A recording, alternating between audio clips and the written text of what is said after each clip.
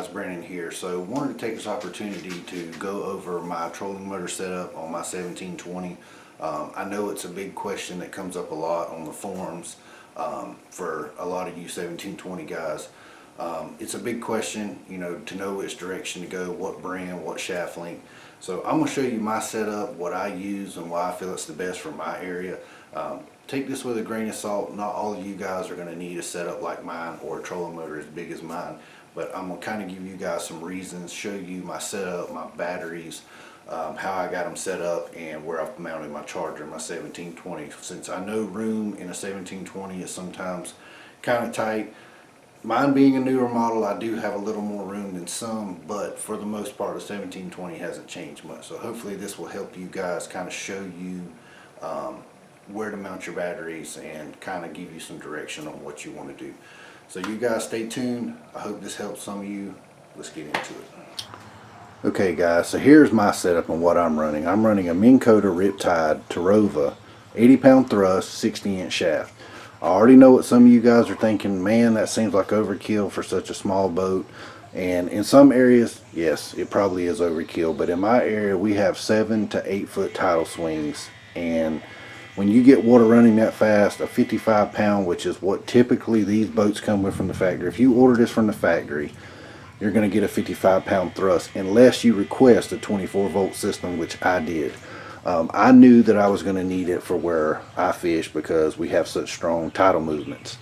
What I do like about it is I'm able to go against the current when I want to when I'm throwing artificial, and I've not had any issues with the spot lock holding me.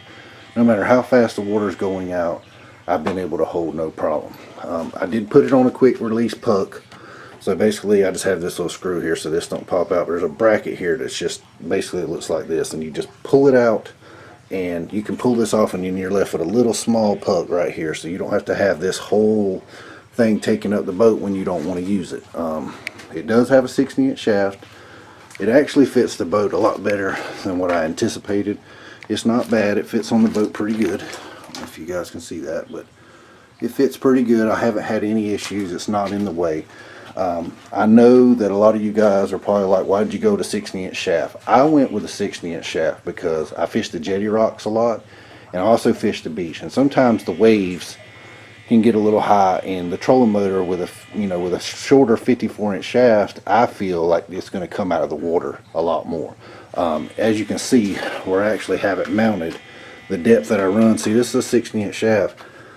That head on that 54 will probably be about right here, and that's where I run it at, and that's bottomed out. So it gives me some room for when the water gets rough to be able to keep the trolling motor in the water so it's not bouncing out when you're in rough water.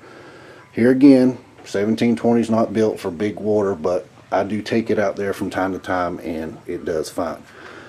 I will say that for most of you guys that are fishing smaller bodies of water, maybe where your tidal swing is not as strong as mine, you could definitely get by with a 55-pound thrust.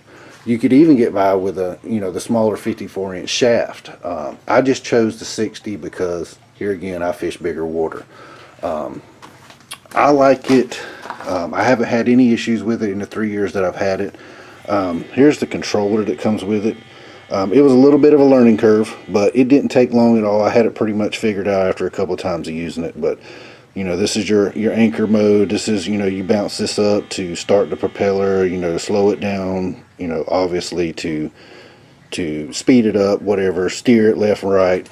But it tells you also how much thrust that you're using. So that's what I like about it, because it shows me how much I'm using when I'm in that swift current. And if I was running a 55-pound thrust, I feel like it would be running wide open all the time. So that's the biggest reason why I went with a 80-pound thrust. I'd rather have too much than not enough. And plus I just feel like it's easier on the batteries, and it's easier on the trolling motor since it's not running all the time. Alright guys, so here is the battery setup. I have two Group 27s. These right here go to the trolling motor, and these are my cranking and accessory batteries. I have these two on a switch. Here is my Minn Kota digital onboard charger. It's been great. It's been flawless. No issues in the 3 years that I've had it. Charges the batteries well. Never an issue, and I've had good luck with it. There's my breaker that I use if something was to trip or have overcurrent or something like that. But as you can see, I mean, it does fill it up in here, but it does fit in the console. Everything, there's more room over here in the back than what you think. There's like 2.5, maybe 2.5, maybe 3 inches more that you could go that way, but it does fill the area up, but it fits. And to me, the benefits of having the 24 volt trolling motor outweighs the space that I would have if I had something else in here. I'd rather have that 24 volt system for the reasons that I mentioned. Here again, it's not for everybody. Some people may not need that much trolling motor, but I feel that it's just a better setup because it doesn't work near as hard as if it was on a 55 pound thrust. Will the 55 pound thrust move this boat? Absolutely. I've seen boats with them. No issues with there. It should be able to move the boat no problem. So also, I took the trolling motor off just a second ago, and here's what all you're left with. Here's that little puck I was telling you guys about. Let's see if I can show you this. So that's all you're left with when you don't want to have it on the boat. If you're just wanting to go riding, or you just want to go sandbar hopping or something of that nature, you don't have to worry about that thing being in the way. Trolling motor's gone. Plus, it also, like if you're like me, I like to go on a lot of trips, and I stay at fish camps and whatnot, and you know, an iPod is a very expensive investment, so I like to take mine off and take it inside so no one steals it. But you know, to me, it's just an all-around great setup.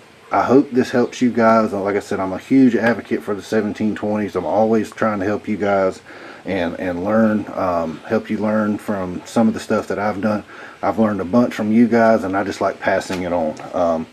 Us little guys, we got to stick together. But anyway, I appreciate you guys stopping by. I'm hoping that this helps you guys in some way with your decision making, and until the next one, guys, tight lines.